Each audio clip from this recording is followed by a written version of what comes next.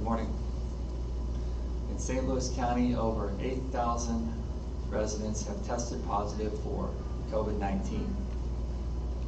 This number had flattened significantly early in the summer, but we've seen it start to tick up here in St. Louis County and across the country.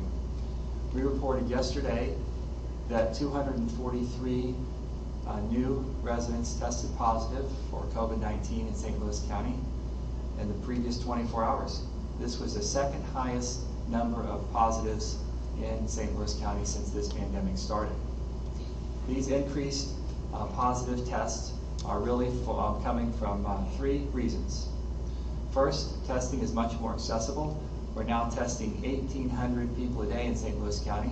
Our goal is to test 1,500, and we will continue to test as many as possible. Earlier on in this pandemic, we were not testing enough because of the massively short testing supply, and we were not catching many people who were positive with COVID-19 who were asymptomatic. We are now picking those up. The second reason we're seeing so many positives and so much variability in the testing day by day is that some of our private labs are reporting their tests in clumps. Because they are so busy, because there's so much more testing going on in our community and especially in our country, as we see this sweeping other parts of the country, our labs are overwhelmed, and sometimes it takes 3, 5, 7, and even 10 days to get results back on some occasions. So they're being reported in clumps. Some days we'll see 240, and then another day we'll see 80 or 150.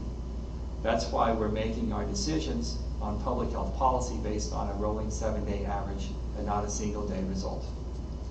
The third reason why we're seeing so many positive tests is that there are so many more people out and about.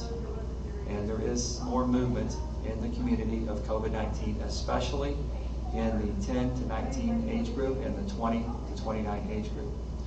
We're watching these numbers closely. We're obviously concerned about where the virus might be in our community and how it can continue to spread.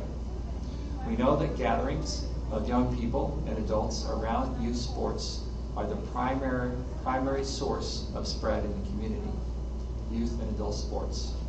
We're looking at those guidelines now, and we're going to make a decision on whether or not youth and adult sports guidelines need to be adjusted. And we'll know more about that on Friday. In a conversation with the Pandemic Task Force yesterday, we talked about all of our guidelines and whether or not we would have to make any more adjustments in the current business guidelines that we have. And we're talking about that as well. We would like to not make any more adjustments. We would like to not have to roll back any of our restrictions, but the health and welfare of everyone in St. Louis County will always be our top priority. The competition between health and welfare and our economy does not have to be mutually exclusive, but it depends on everyone following our business guidelines and following them closely. We were one of the first jurisdictions in the country to issue stay-at-home orders, and our slow and cautious reopening has left us in a better position than many places in the country.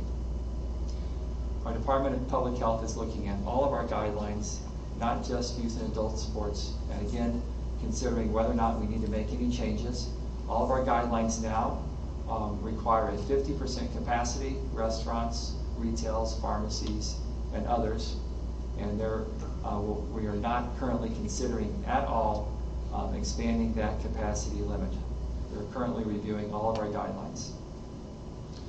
We'd like to continue our steady reopening, but of course, nothing will ever be normal until we have a vaccine, and we must follow these guidelines very closely.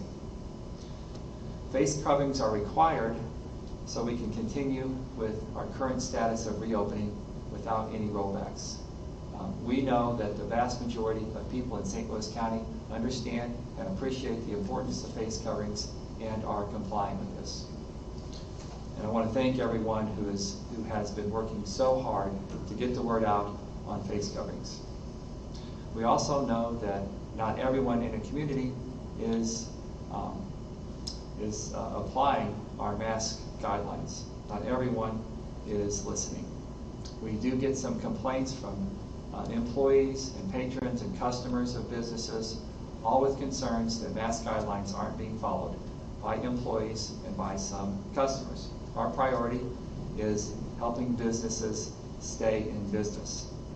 And often all they need is a reminder, a letter of what the rules are, and they will get the word out, and they will tell their employees, and they will tell their patrons and customers. We know that if customers go into a business and they feel that it's unsafe, they will not be back, and they will tell their friends. We understand that this is the best way to get compliance, along with reminding the businesses what the right thing to do. Again, the vast majority of people in St. Louis County want to be safe, want to know what the right thing is to do, and they want to do it. So here are some reminders about masks. You are not allowed to go into a business or public transportation without a face covering. If you work in an office or a job where you are in close contact with others, other employees or members of the public, then you need to have a face covering. You need to have a face covering when you're seated at an indoor restaurant or bar, when you're not eating. You need to have a face covering when you're up walking around or when you enter or exit the building.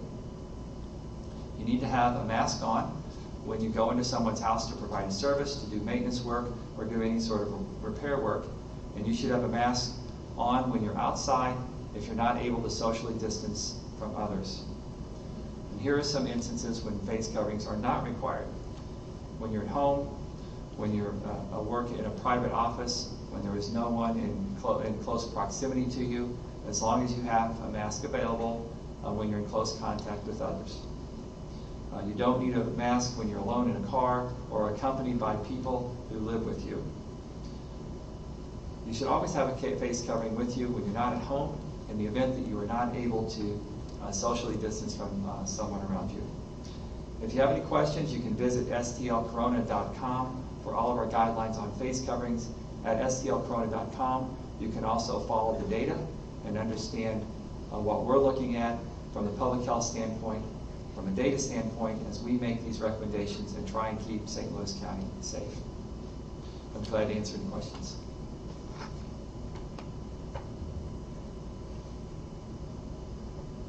Thank you, Doug.